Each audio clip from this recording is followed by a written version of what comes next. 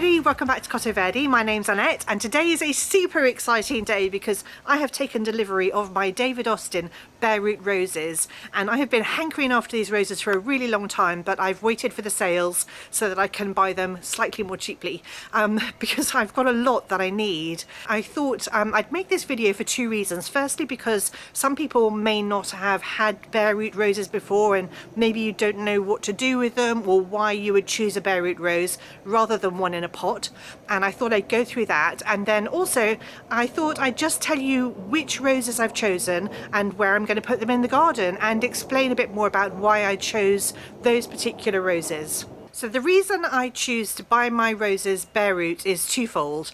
Firstly, for the environment, and secondly because it's more economical for me.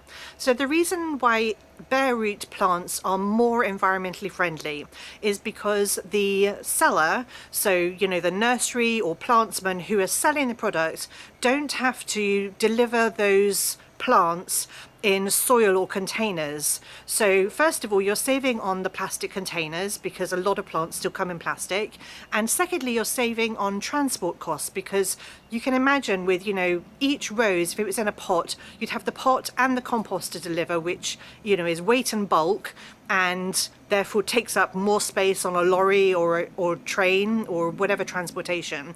So if you're taking delivery of bare root roses, they come like this. So the David Austin roses come in a large brown paper sack. In this sack I've got quite a number of roses, and it's quite a small package, and there's nothing in there except the rose itself with its rootstock. And actually David Austin has sent them out in sort of a compostable sack, so it's a little bit like plastic, but it's the compostable, I think it's potato starch or corn starch that people are using now to sort of make this semi-plastic thing, but you can put it on your compost heap and it will compost, or put it in your green waste, and they've used that to sort of retain some moisture around the roots whilst they're in transit. Normally, when I receive something bare root, I plunge it immediately into a large bucket of water and let it sit there for a few hours before I plant it. And I do that to rehydrate the roots and make sure that they've got the best opportunity possible to get rehydrated. I've repeated myself, but anyway, you understand what I mean. However, the David Austin bag, the sack, this brown paper sack, actually comes with some instructions on it. So, these are the instructions here. And I'll just read them out. It says, your rose has arrived. Well, I've got more than one rose, I've got a lot. And it says, keep in a cool place with the inner bag sealed until you're ready to plant. Plant within 2 weeks of receipt and enjoy beautiful blooms come summer. So actually what they're recommending is not to put it in a bucket of water, but to leave it in this bag inside that moisture retaining compostable sack. Let me show you what it looks like. So they're tied together with twine. And this is the plastic bag that I'm talking about here. And so they are inside the sack in this plastic bag. And this is what, oh, prickly. Let me just show you. This is what the roots look like. Let me tip that down a bit. So it's literally just the roots, and they're still quite damp.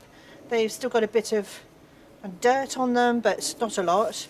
And they're all just tied together like this. That's just because I've got more than one. But if you were literally buying one, you would, I'm not going to undo them, but you would literally just have the one root. So this is the root and this is the rose. So normally when you buy it, this part is in the compost in the pot, and this part is the part that's sticking up. And it would be buried up to there, up to where it joins the rootstock. So I'm going to leave all of these in here until we're ready to plant them next weekend. And you can see that I've really got quite a few in here, and they've been able to send all these roses just in this one brown paper bag.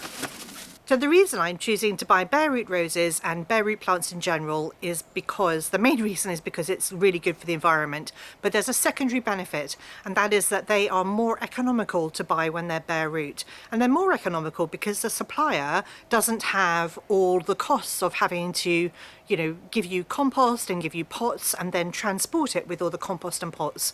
And the other benefit is that they're really easy to plant. So especially at this time of year in autumn, early winter, this is the beginning of December, the ground isn't frozen yet, and it's really easy for me to get them in the ground now, and then they've got the whole of winter to sort of strengthen their root system whilst they're dormant, and then come the spring and summer they're ready to start blooming, and they'll have a really robust, strong root system, and they'll be bedded in the ground, you know, really well. They'll be accustomed to the soil. So there's so many advantages to buying bare root plants, and that's why I choose to do it.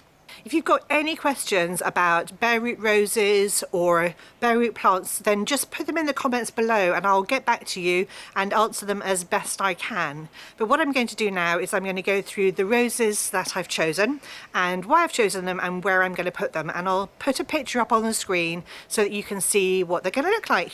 So the first roses I've chosen are Queen of Sweden, and I've got 3 of these. These are an English shrub rose. I think all the roses I've chosen today have been bred by David Austin.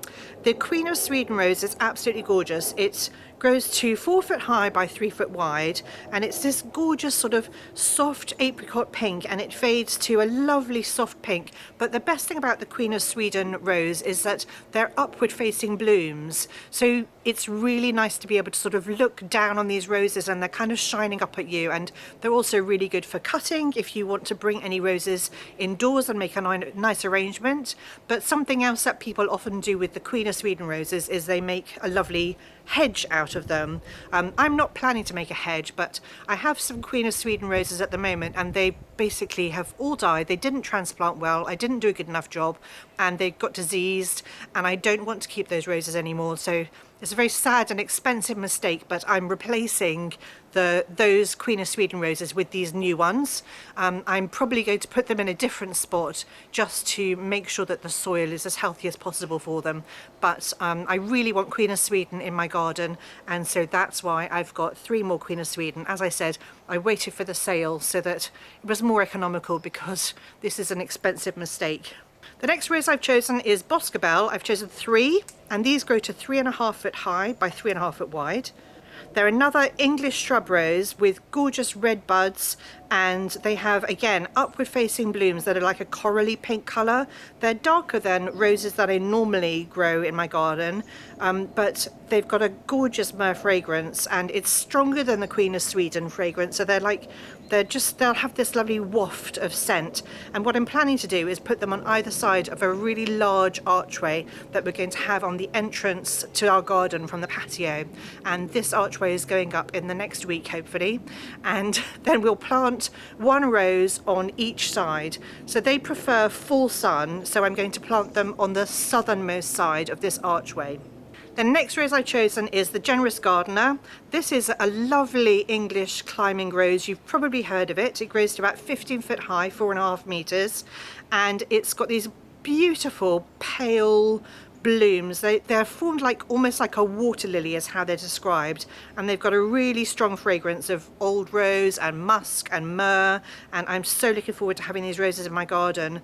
So I've got 2 of these, and they're good for sun or shade, so I'm planting 1 on each side of this huge archway. So I'm going to have the Generous Gardener climbing up the archway and Boscobel planted next to the Generous Gardener. The next rose I'm growing is Claire Austin, and this is another climbing rose, and it grows to 12 foot, so not quite as high as the Generous Gardener, but I think it's going to be plenty big enough. And I'm going to put, again, 2 of these. They're really vigorous, good for sun and shade. I'm putting 1 on each side of the big archway, so I'm going to have a Generous Gardener and a Claire Austin on each side of this large archway.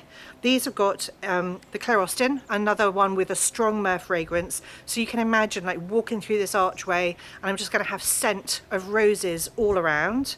The next rose I'm growing is called Eustacia Vi, and this is another shrub rose, and I've got 2 of these again. They grow to 4 foot high and 3 foot wide, so pretty much the same as Boscobel, and they are described as soft glowing apricot pink blooms packed with delicately ruffled petals. These have got a strong fruity fragrance, so a bit different to the other roses around the archway.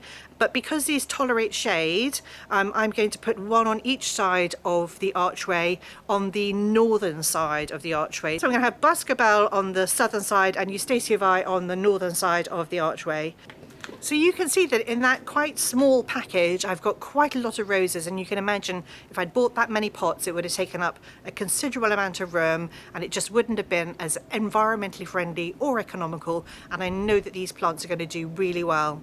So in a week's time we'll put up this huge archway just next to our patio leading into the garden, and I'm going to plant these roses, and then we'll have so much to look forward to come the summer when the roses come into bloom. So that's about it for today. I'm not planting the roses today because we're not ready and we haven't put the archway up. So what we're going to do next weekend is put the archway up and plant the roses, and I will definitely be filming that. So if you'd like to see that video, then do subscribe to my channel and hit the notification bell, because then you'll be notified when I post that video in a week or so's time. If you want to see what the roses, look like in seasons to come and next summer, then do subscribe to my channel, and also it really helps me. And if you hit the like button if you've enjoyed this video, that would be super helpful too. Anyway, thank you so much for watching, and I'll see you all next time.